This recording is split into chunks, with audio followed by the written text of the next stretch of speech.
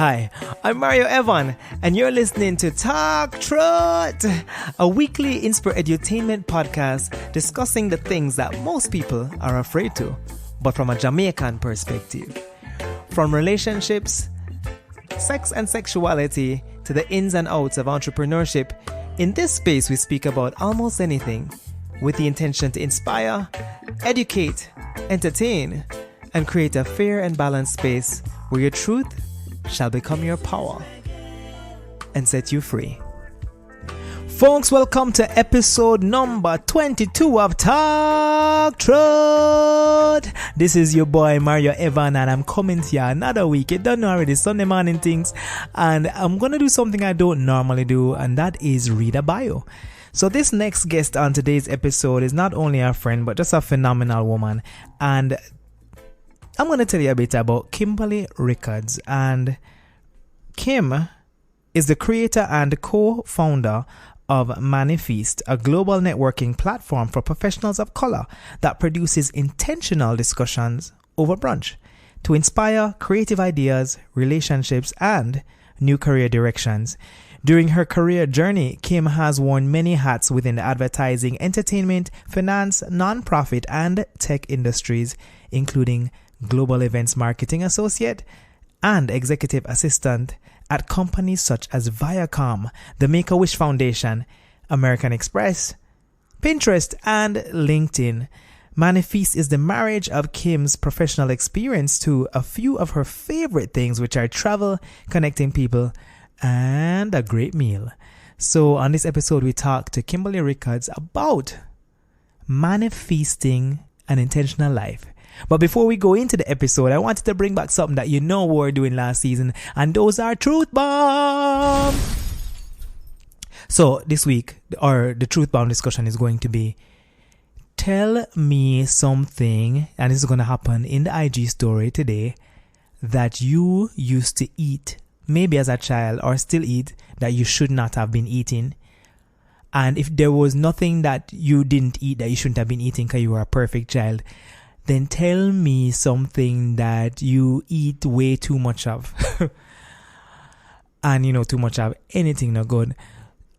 I know someone does something like a nastiness, like eating a booger and a nose knot, and someone eat raw Milo out of the tin or condensed milk. But let me not spoil it for next week when we give them your answers.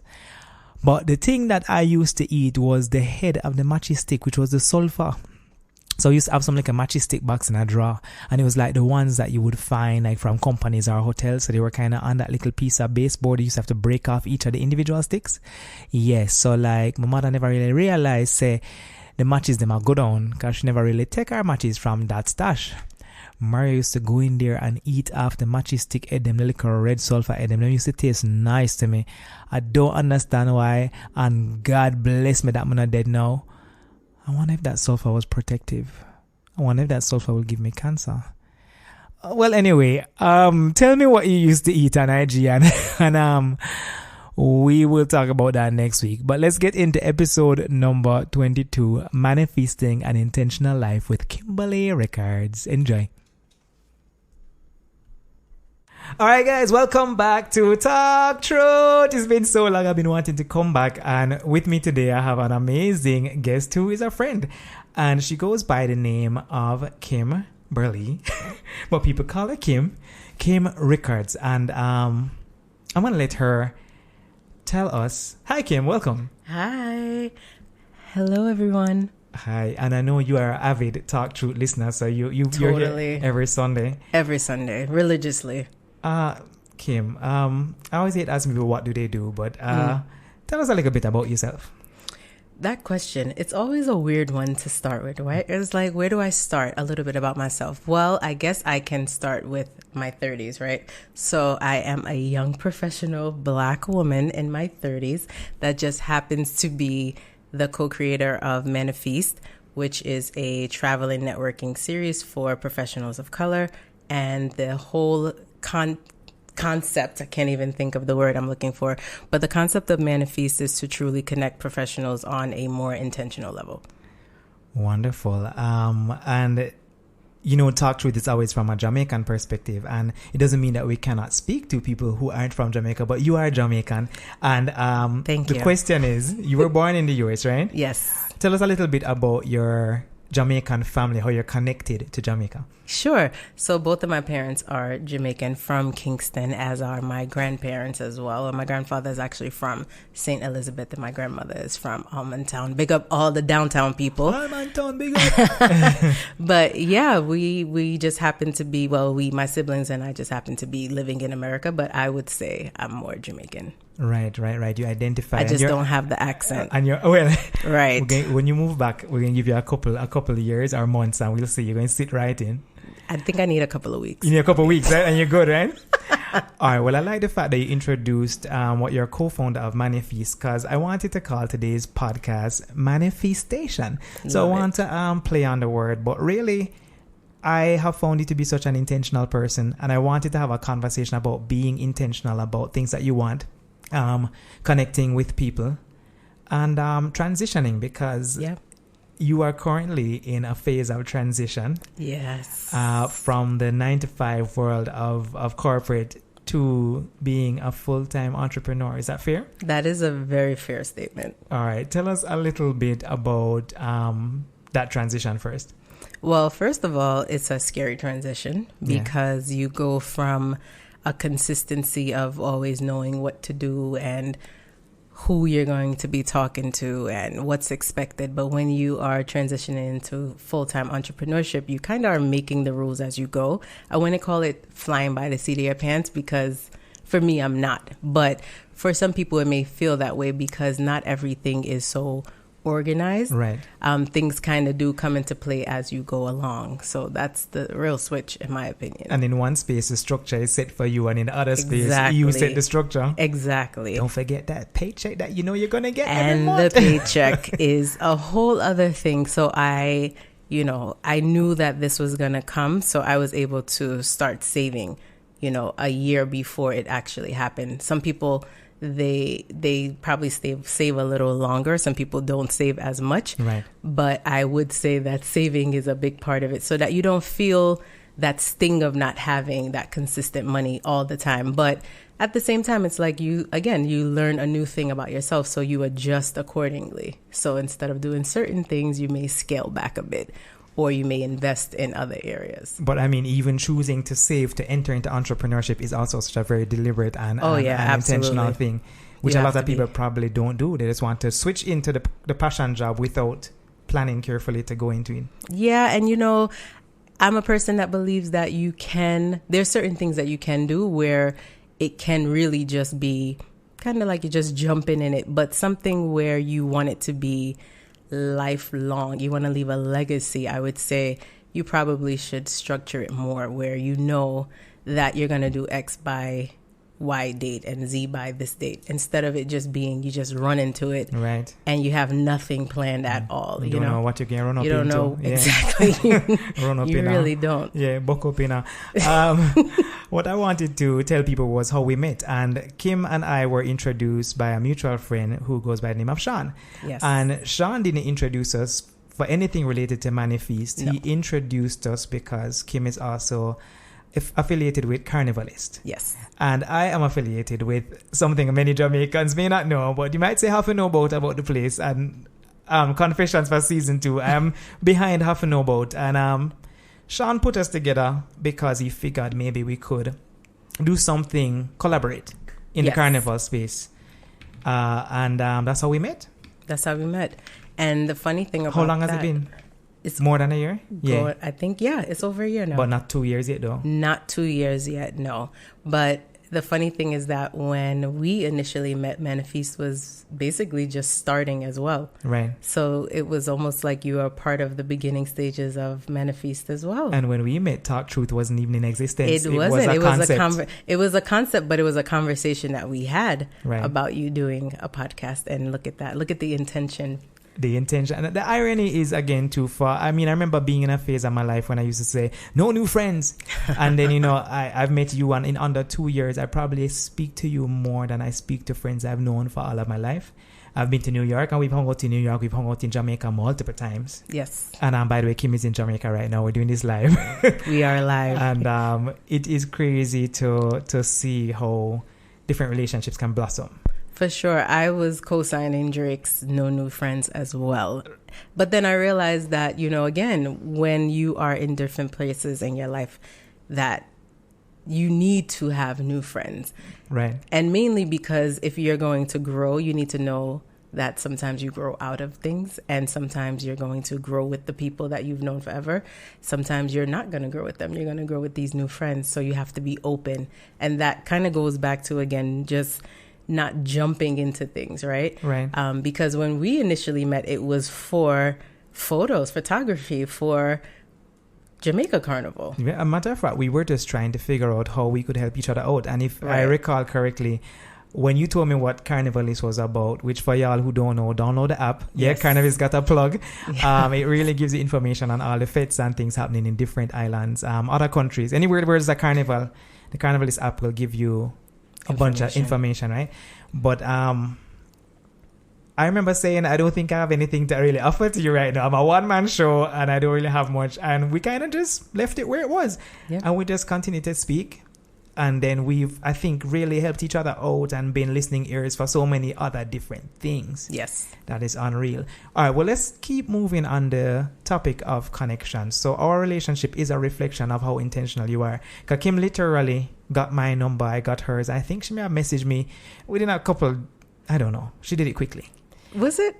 She did it. I can't remember. That was like a year ago. Before we started this podcast, I described her as an aggressive networker. And she was like, aggressive? That is not the word I would use for myself at all. She thought it was harsh. So we're going to call her an intentional networker. Totally intentional. But what I really wanted to communicate was that she's fearless about it. And that's the part that a lot of people are afraid of. People are afraid of hiring, firing, whether you get along. And Kim kind of bypasses that and just meets the person and figure out the rest after. Well, meet with intention. With intention, right? Right. So not just random meetings. This, right? We're not Tinder. This is Tinder. Not the Tinder at all. Like, no. All right. Well, let us now talk about then how that ties back into ManiFeast, because this clearly is a feature of your personality. I would say possibly your calling, your purpose. Why ManiFeast, and how are the ManiFeast? How are they presented is what I'm asking. Describe it to people. Yeah, so basically ManiFeast is a play on the word of manifestation, right? But the feasting comes because the events are done over food and drink. So people are able to get together in a space where it's curated content. So they're able to have conversations around specific things that we as a team, myself, Crystal, Valentina, what we feel would be something people want to talk about. Recently in October, we were talking about mental health and the importance that it should have more in the professional setting, but it's almost like there's some sort of mystic craziness that people don't want to talk about. They associate mental health with you're crazy instead of it being more of you have to take care of yourself, right? Because for the full person, your health comes first, and that starts from the top down. But we decided that we wanted to bring people together, but we also didn't want it to just be a regular networking event.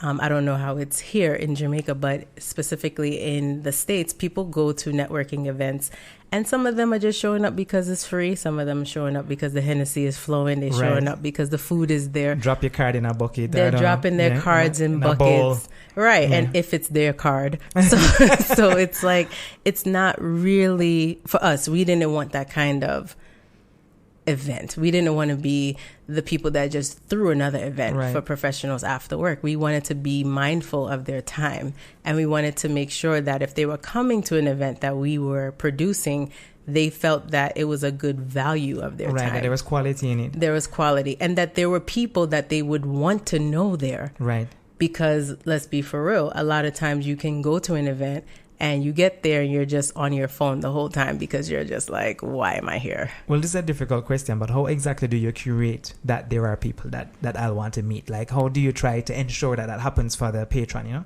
Yeah. So I think a lot of it comes around topic.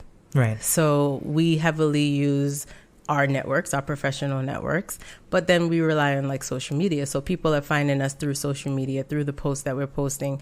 They see the event, they see what the topic is, and they say, I want to be there. And then they may bring someone that also wants to be there. So now you have two people intentionally wanting to be in a space. And then when you tie that together over food and drink, anything is possible. Right. I mean, food and drink to us, so is the foundation of community. I mean, it's like Christmas time. Yeah. It's like Thanksgiving for you guys. You know, you get food and drink and people and intention, and then you get ManiFeast, right? And then you get but let me just say this too. So when I say that there's conversation, the curated part is that there's a panel of people having a discussion, right? So some of the people that are on the panel, they are people that people want to hear from as well. So that goes back to people saying, I rather spend my time after work or on a Saturday in this event because I want to learn from this person, or I've been dying to hear them speak, or that sounds kind of curious. Let me go see what they're about. Right. So there's a curiosity built. There's a curiosity built. How many have you had so far? How many events have we had? Well, how many have we had? 3? I said we, like I'm a part of the team. How many events have we had? Low-key, Mario's a part of the team. Low-key. I think it's been 3. March, June, October. Yeah, there's been 3. There've been 3, and they've all been in the US. They've all been in the US, but here goes the big reveal. So the big reveal is that I would love to have ManiFeast in Jamaica. Right. And that's because, again, part of it is being intentional, connecting professionals, but you can't just have an audience based in the US, right? The professional network is global, so we should be where the people are. So people are here. But also, these people are your people because of your connection. Because you could have gone to Kenya, you could have gone to... you could have gone anywhere. But it would make only the most sense to come to Jamaica, right? To reinvest in the people here. So we won't give away when that's happening yet. No, but it's in the woodwork. It's in the works. It's in the works. All right. It is. But as you say that though, I have to just throw Kim thing out there again because it's like, as I say, I've known Kim for under a year, and Kim literally under 2 years. Under 2 years, sorry. Correction. Under 2 years. We may have been drinking before this, and she knows probably half of my network, or maybe not half, but she knows enough important people. I'm like, how did you do this? And I mean, how do you do it? Like, what is your mindset when you spot an idea, you see the potential for a connection, and then you have to close that gap? What's your thought process, and what do you do in your mind? Well, the first thing is creating a strategy. This is for me. I'm looking at it from a strategic place. Like, okay, well, who can I reach out to first that I can run this idea by that would say that makes sense? And then based on that, who do they know that can tie back to what I'm trying to do? And if they don't know anybody directly, who can they put me in contact with that may be a better resource for me? And once you do that, well, at least once I do that, it starts to kind of like connect the dots. And honestly, it takes life of its own. And I'll just speak to yesterday. So yesterday, well, you guys don't know this story, but now you will. Mario already heard right. this. But yesterday, I was with my family at Gloria's. I wanted to sit in the sun because I'm coming from New York, and who doesn't want to sit in the sun? Right, who doesn't want to sit in the sun? And there was a gentleman sitting there at a table by himself. The table was for 4 people. It was 3 of us. So I went over to him and I said to him, would you mind if we sat with you because I want to sit in the sun? He said, sure, you can come sit, have lunch with me. So we sat down, we ended up talking, come to find out he owns a bar here in Kingston. And the guy starts saying, like, you guys should come by the bar. Automatically, I start talking to my people, Mario included. I'm like, hey, do you guys know him? Because again, part of it is to see how people are connected. Yes. And I don't know him, but I kind of did want to know him. But Kim know him already. Exactly. He didn't know him. My other friend said she knows of the bar. I know the bar, yeah. Right. But she doesn't know him personally. And then it just became a conversation of, okay, so now that you have this new person in your network, what are you going to do with it? And my thing was, we're going to stay in touch. Exactly. So we don't know what we're going to do with it right now. But and that one was kind of accidental. That one wasn't even as strategic as some of the other ones. The only strategy was that I wanted to sit in the sun. That specific example. But yeah, it's like, if you know that you have an idea, if you have a vision of something, there's always a way for it to come together. You don't have to know all the pieces of how it's going to come together. Right. But you do your part to make at least something start to happen. I guess the best follow-up question would be for the listeners, what makes you decide whether you keep in touch or not? Because at that point, if you don't have all the pieces, then why the hell keep talking to this person anyway? Because, well, yeah. You know, I mean, and then that decision would have to be made within the first interaction or the first few interactions. The first few. So something has to happen. What's the spark? Well, I think for me, it was more so based on his energy, because he could have been very unreceptive to someone saying, I want to sit here, right?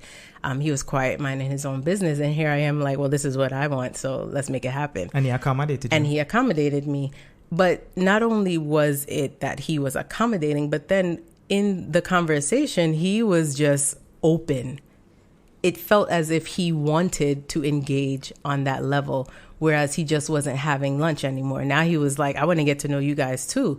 So now we're ManiFeasting, essentially. He manifested you. He manifested me. You guys manifested each other. And that's what it's about, right? It's not just a me thing. It's about all of us doing something that's going to help the other person. Because now, guess what? He knows someone in New York, right?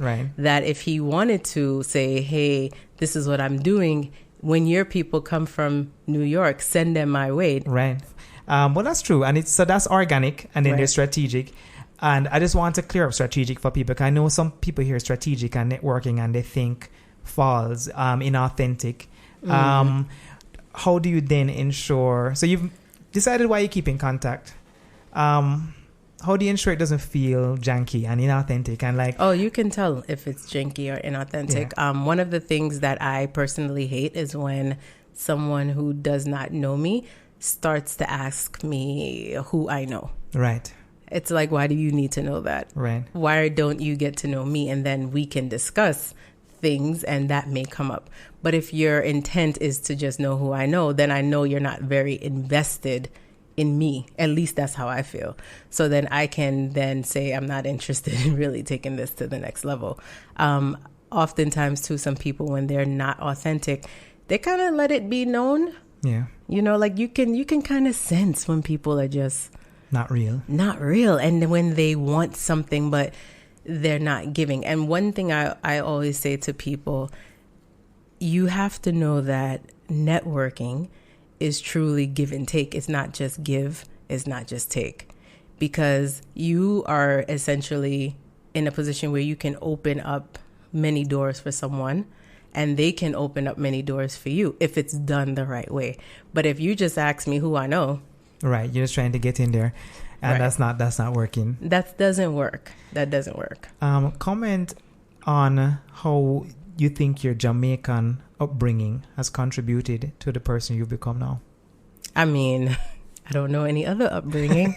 So well, but you've grown up in New York despite your connection to Jamaica. So your exposures have been varied.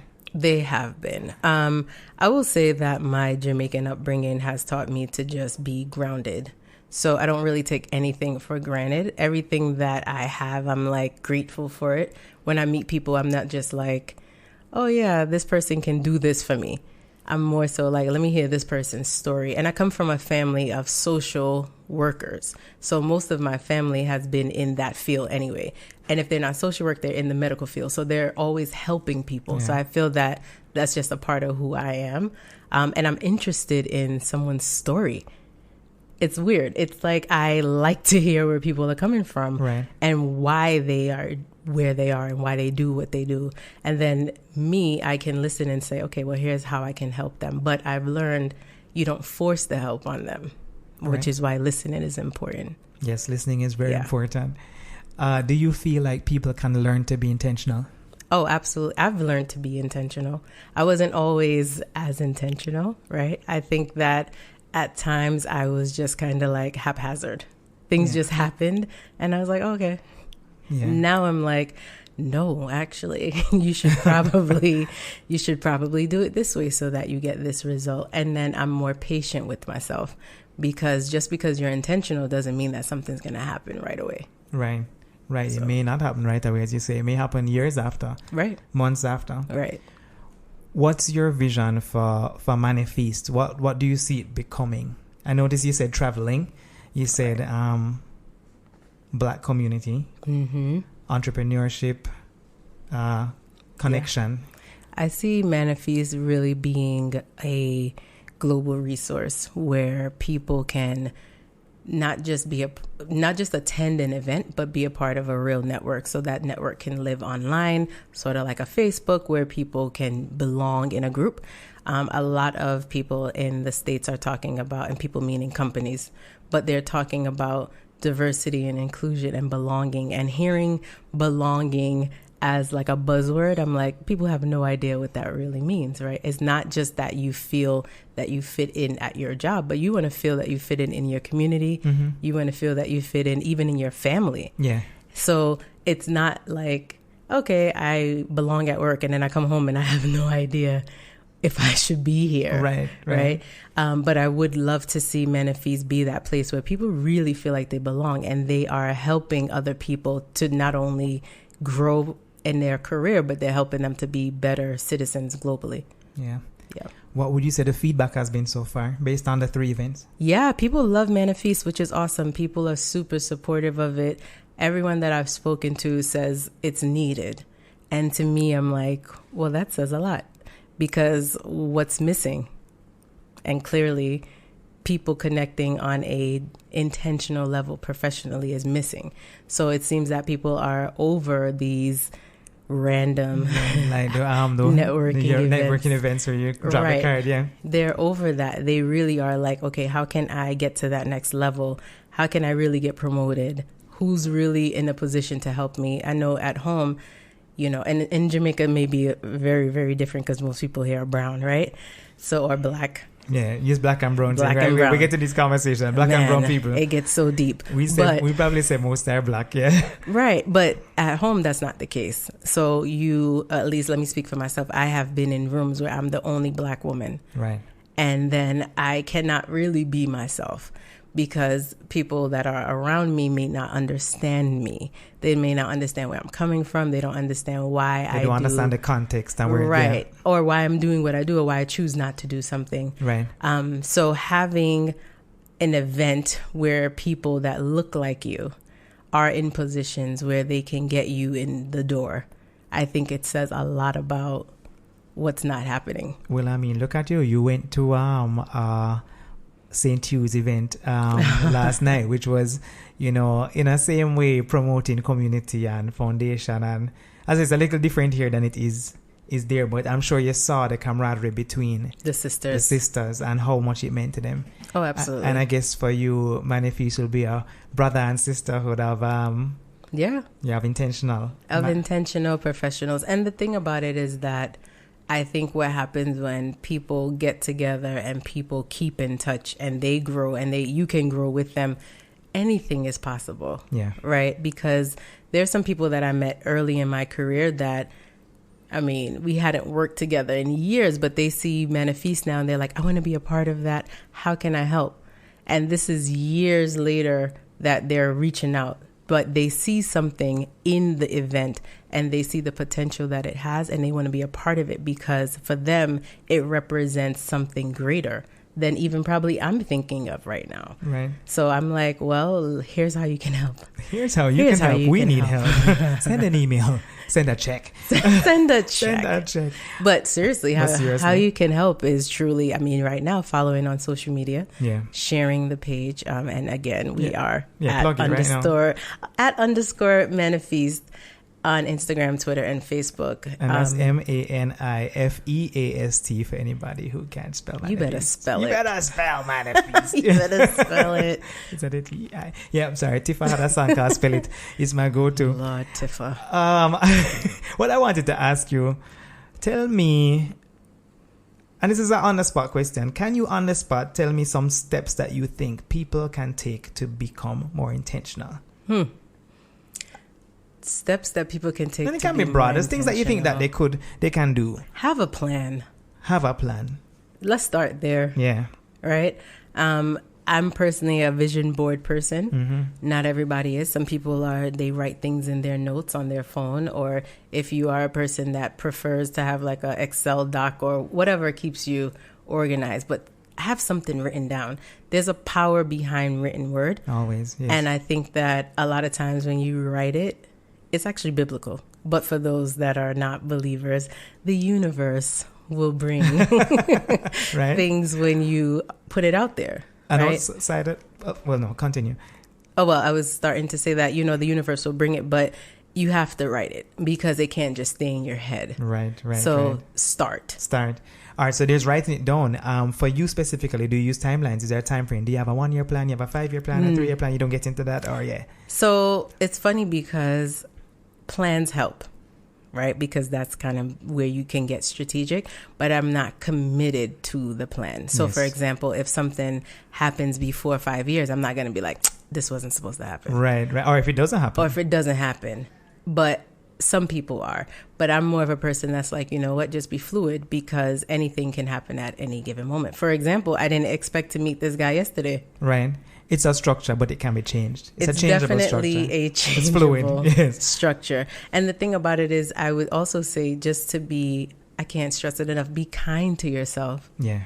And understand that, again, you're not in a race with anyone. Right. Your time is your time. Your time is your time. I mean, how many times have people said that? And sometimes, I mean, I'm a person that at first was like, stop telling me this. But the reality is that your time is your time. When it's for you, it's for you. So you don't have to try to rush and do everything. And be upset that it didn't happen. And then be upset because you know what it is. A lot of times you can rush to do something and it doesn't work because it wasn't supposed to happen. Not supposed to happen. So ManiFeast was an idea that I had years ago. And I was actually frustrated out of my job at a very popular company that will remain nameless. But when I was there, I was like, I don't want to be here. And everyone around me was like, well, why are you here? But I was in these rooms and I was seeing certain things, hearing conversations, particularly around where people were supposed to get promoted. So we call it calibrations. Mm-hmm. So it's a certain time of the year where it's like, okay, let's do performance reviews and everybody's rating themselves. And then you get told by your manager, that's not really your rating. You say, I exceeded. They're like, you met it. Right. Wow. So that was happening a lot. But I noticed that the people that they were saying needed to have guidance, or the people that were not getting promoted and put on these performance review plan or performance improvement, plans, were brown people. And I'm like, well, that's interesting because I know for a fact that Charlie down the street does nothing. Not doing anything, and he just knows the right people. Right. So he's kind of just getting pushed along, right?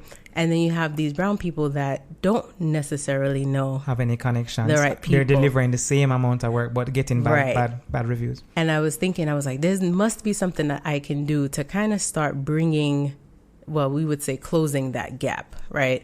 And I didn't do anything with it. I just had this idea. Yeah. And I was like, there's something I can do. I love to travel. I love events. I love people to an extent. We're alike in that regard. Yeah. Yeah. It's like, I mean, I do. I love people, but it's like, what can I do to really help them? Right. Especially knowing that everybody is not going to be at the same place in their life. Just because you may have had a bad quarter doesn't mean you're a bad worker. Right. But that was kind of what was happening with some people. They were getting managed out of companies because they just didn't perform well, not realizing it could have just been the manager. It could have been anything. Yeah, there's some deeper things underneath that too, which we can't tackle in here, right? Things, but we know what that is all about. Right. Tell me some of your greatest fears about becoming an entrepreneur and about just moving forward, what's to come? Because I know that we're boosting you as the woman of intentional thought, but doesn't mean that you're not human and you don't have fears. Superhuman. What are some of your greatest fears? Being broke. That is that is a fear of mine. A real fear. Broke. But I will never be broke in Jesus' name. Amen. We're rich and powerful. We have everything absolutely, we need. I have everything that I need. But that's definitely had been something I thought about because I'm coming from a 6-figure job, where most people are like, you're crazy, going into full-time entrepreneurship where I decided to do contract work. So doing contract work is not really consistent money. Yeah. So people are like, what is wrong with this girl? Right. Why would she go from consistency to half of her salary doing contract work? But there's a freedom in actually moving toward your dreams. Yeah. And in that regard, that was the thing I was fearful of. I'm like, oh, wow, I have to save up this amount of money because I mean, I live in New York City and it's expensive, and I own a home. Mm-hmm. I have real adult bills. Yeah. So, and I like to do adult things. So Like it's travel. like travel, you know, like be able to buy a bag if I want it and not to say I have to go, Visa. Right. So, you know, these are the things that you don't probably think of when you're working consistently. But when you are making that move, you start to think about that. So I did think about that shift in the lifestyle. I won't necessarily say broke, but it's like things change. Budget. It's different. The word budget I was afraid of. And you're still transitioning, so Yes. we will check in with you at a later point to see, you know, where your mindset is on this. But would you have it any other way at the current moment? Absolutely not. Absolutely. I mean, I'm in Jamaica. Right, recording a podcast. Recording a Talk Truth. podcast, and I don't have to go to work tomorrow. I mean, technically, Right, when in you the work for office. yourself, you have to work. You're always working. That's the misconception. Yeah, man, always. But this is a part of work because I am promoting the business, your right? business, yeah. So some people look at it to say that it's not work when you love it. You know, we expose. Yeah, exactly. It's not work when you love it. It's not true. work when you love it. So we want to always be in a place where we're in love with what we do. You should be. I want to ask you, are you reading any books, or have there been any books that inspired you on this journey? Have there been any books that inspired me on the journey? Mario's book club. I haven't flipped through a book in a while, but audiobooks have been my thing. So, you know, I think everybody has read You're a Badass. Right. Right. Yeah. Like that's kind of I like read the it, staple. Recently, I've listened to Michelle Obama's Becoming, and that's been pretty inspirational and encouraging. Need to get to that. But, you know, I would say more so than anything, I'm kind of encouraged by just wanting change. Like that encourages me to see certain things not changing fast enough, in my opinion. I'm like, okay, I have to do something because if I don't, who will? It's kind of one of those things. Not to say nobody else is doing it. But why not? But why not? Be a part of the change, yeah. And then it kind of goes back to this whole being inspired by like life. Yeah. You know, I'm inspired by what I see around me. I don't like to see poverty. I don't like to see just people that are lacking. Yeah. And if they're lacking something that I can help get them, then I'm like, well, you have work to do, girl. You got to get the people the stuff they need. And it starts with ManiFeasting and connecting people to the right opportunity, or connecting the dots for some people. Well, no matter what we say in our life, is not about us. Life is about giving back. And I think the sooner we realize that, it will make our lives much more fulfilling. I think so. I think a lot of people have not arrived. Haven't arrived at that moment, right? But it takes a while. Right. It does take so we're a trying to while. feed ourselves first and ensure that you're not drowning. And I think sometimes you have to feel like you can float a little before you can help somebody else. Sometimes, but that's not the truth either. But in our minds, that's how we think. It is how we think. And that's why, again, connecting intentionally helps you to realize that you're not going to drown. You're just going to pull someone up. Actually, I heard it was a mutual friend of ours, Anika, who said that her friend told her sometimes you have to send the elevator down. Wow, because you can come back up, right? It's going to always come back up. Fantasia said, sometimes you got to lose to win again. It makes you cry, cry, cry. See, Right. Mario here then broke into song. I couldn't help it. All right. Final words, Kim. Tell me, when is the next ManiFeast? Do you know already? Yes, March 28th, 2020. It's going to be in New York? It will be in New York. It'll be our 1-year anniversary. Wonderful. And what's the website for ManiFeast? It is actually ManiFeastToday.com. ManiFeastToday.com. On Instagram, you're @_ManiFeast. Next one is March 28th Yes, in New York. What are your final words? What do you want to tell the people? Listen, so much to tell the people. I'm just joking. I will tell the people to like, share, follow at ManiFeast. Definitely, if you are in the New York vicinity, or if you are planning to come to New York, plan for March so that you can attend the anniversary event. It's going to be awesome. Kim, thank you so much for being on Talk Truth. I will say connector, intentional entrepreneur, conceptualizer, and big up the team. Who are the other girls on the ManiFeast team? Big up Crystal and Valentina. Crystal and Valentina. Big them up. Check out ManiFeast, of course, on social media. Check out the website. And if you're in New York next year, make sure to be there. But most importantly, Yes, be intentional. All right. Kim, thank you for being here again. You're welcome. Bye, guys. All right, family, you just listened to episode number 22 of Talk Truth with creator and co-founder of ManiFeast, my friend Kimberly Rickards. And I hope you got some tips about living intentionally and just planning and being deliberate and vision boarding and writing down stuff, and about communicating and networking with intention, but not in an artificial way, but a genuine way. I am recapping this episode because this episode is exactly how we build teams and form units and meet the wonderful people that help us to do everything that we need to do, because we can't do it alone. Make me tell you, we cannot do it alone. And if you're in New York on March 28th, you know what to do.